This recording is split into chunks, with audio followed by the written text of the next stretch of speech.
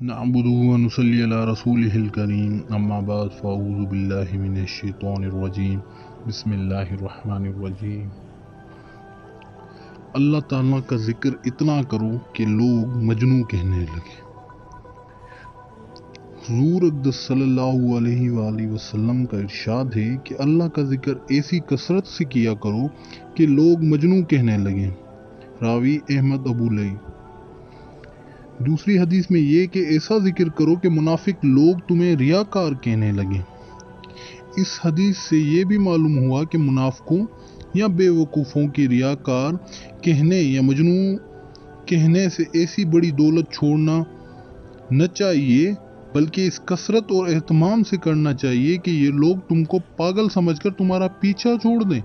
اور مجنوں جب ہی کہا جائے گا جب نہایت کثرت سے اور زور سے ذکر کیا جائے، آہستہ میں یہ بات نہیں ہو سکتی۔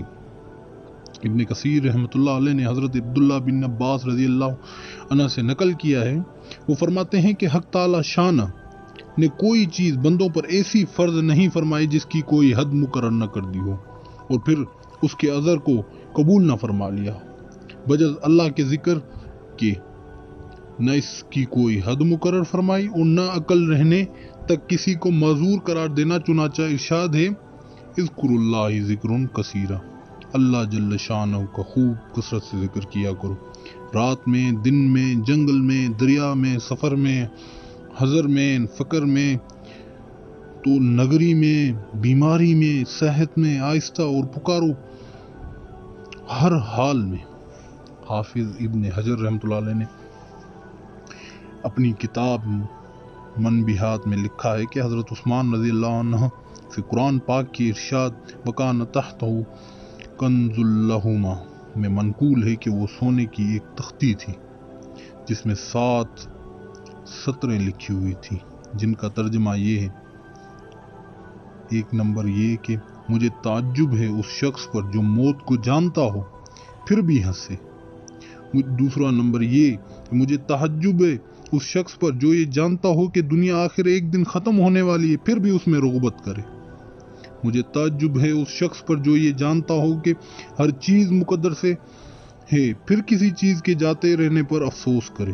مجھے تعجب ہے اس شخص پر جس کو آخرت میں حساب کا یقین ہو پھر بھی مال جمع کرے۔ پانچواں یہ کہ مجھے تعجب ہے اس شخص پر جس کو جہنم کی آگ کا علم ہو پھر بھی گناہ کرے، اور مجھے تعجب ہے اس شخص پر جو اللہ کو جانتا ہو پھر کسی اور چیز کا ذکر کرے۔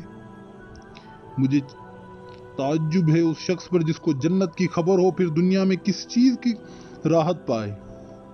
بعض نسخوں میں یہ ہے کہ مجھے تعجب ہے اس شخص پر جو شیطان کو دشمن سمجھے پھر بھی اس کی اطاعت کرے۔ حافظ رحمۃ اللہ علیہ نے حضرت جابر رضی اللہ عنہ سے حضور صلی اللہ علیہ وسلم کا ارشاد بھی نقل کیا ہے کہ حضرت جبرائیل علیہ السلام مجھے اللہ کے ذکر کی اس قدر تاکید کرتے رہے کہ مجھے یہ گمان ہونے لگا کہ بغیر ذکر کے کوئی چیز نفع نہ دے گی۔ ان سب روایات سے یہ معلوم ہوا کہ ذکر کی جتنی بھی کثرت ممکن ہو کمی نہ کرے۔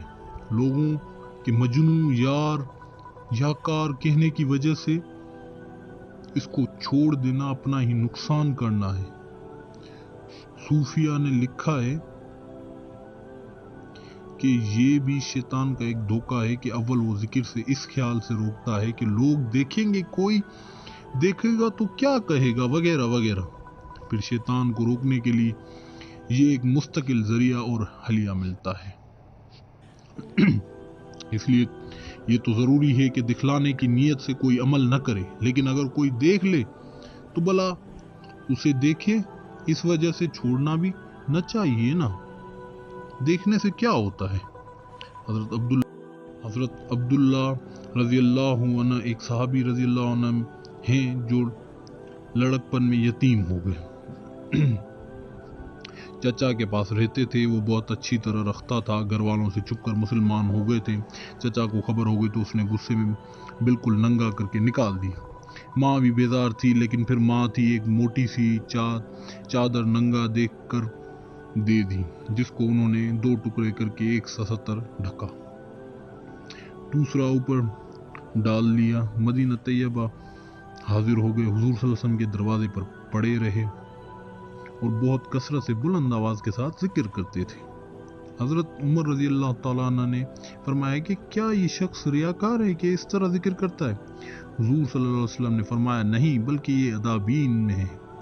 غزوہ تبوک میں انتقال ہوا صحابہ رضی اللہ عنہ نے دیکھا کہ رات کو قبروں کے قریب چراغ جل رہا ہے۔ قریب جا کر دیکھا کہ حضور صلی اللہ علیہ وسلم قبر میں اترے ہوئے ہیں۔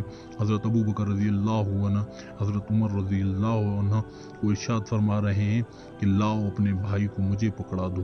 دونوں حضرات نے نعش کو پکڑا دیا۔ دفن کے بعد حضور صلی اللہ علیہ وسلم نے فرمایا اے اللہ میں اس سے راضی ہوں، تو بھی اس سے راضی ہو جا۔ حضرت ابن مسعود رضی اللہ عنہ فرماتے ہیں کہ یہ سارے منظر دیکھ کر مجھے تمنا ہوئی کہ یہ نعش تو میری ہوتی، کاش میں یہ ہوتا۔ حضرت فضیل رحمۃ اللہ جو اکابر صوفیہ میں ہیں وہ فرماتے ہیں کہ کسی عمل کو اس وجہ سے نہ کرنا کہ لوگ دیکھیں گے، یہ بھی ریا میں شامل ہے، اور اس وجہ سے کسی عمل کو کرنا تاکہ لوگ دیکھیں، یہ شرک میں داخل ہے۔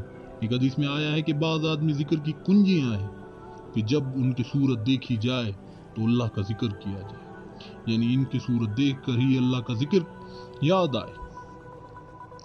ایک حدیث میں آیا ہے کہ اللہ کے ولی ہیں وہ لوگ جن کو دیکھ کر اللہ تعالیٰ یاد آتے ہو۔ ایک حدیث میں آیا ہے کہ تم میں بہترین وہ لوگ ہیں جن کو دیکھ کر اللہ کی یاد تازہ ہو۔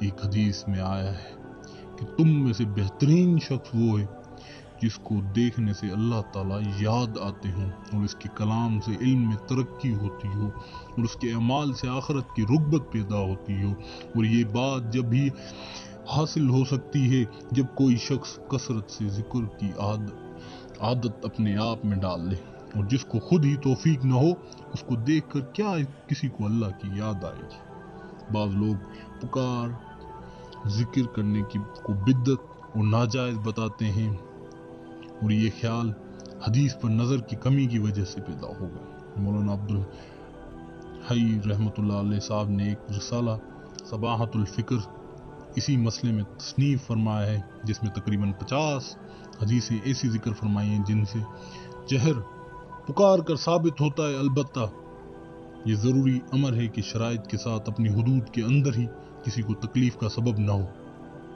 چنانچہ ذکر ایک عظیم دولت ہے اور یہ کسی کو ہی حاصل ہوتی ہے۔ شکریہ۔